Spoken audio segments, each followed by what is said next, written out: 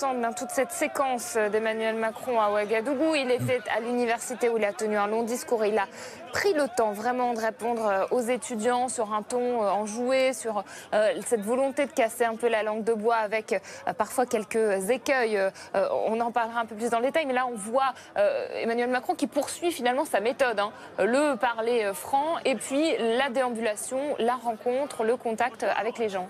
Oui, elle est au contact dans le contexte sécuritaire que l'on connaît, donc dans un lieu qui est évidemment sécurisé et avec quand même une sécurité autour de lui qu'on imagine assez tendue et nerveuse compte tenu de ce qui s'est passé depuis l'arrivée du président de la République sur place. Mais c'est effectivement sa volonté de montrer qu'il va au contact, même s'il sait que ce contact n'est pas toujours facile. Il l'a constaté tout à l'heure dans son dialogue avec les étudiants. Et il va au contact, il serre les mains et il salue les uns et les autres. C'est sa façon à lui de dire qu'il ne craint pas précisément ce contact, ce dialogue, ces échanges. Oui.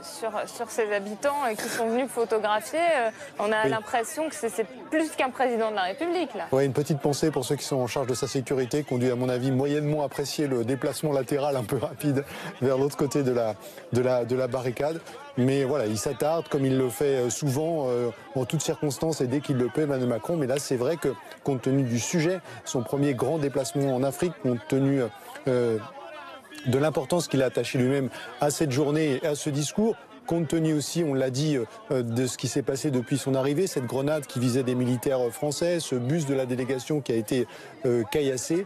On sait que c'est un contexte un peu particulier, un peu tendu, dans lequel le président se livre à ce bain de foule auquel on assiste, même si effectivement la foule en l'occurrence est une foule qui a sans doute été un peu canalisée. Et on voit les gens qui ont un cordon vert autour du cou. Ils ont donc été, j'imagine, mis en place, fouillés, scannés avant de pouvoir accéder à cette partie du parcours du président de la République.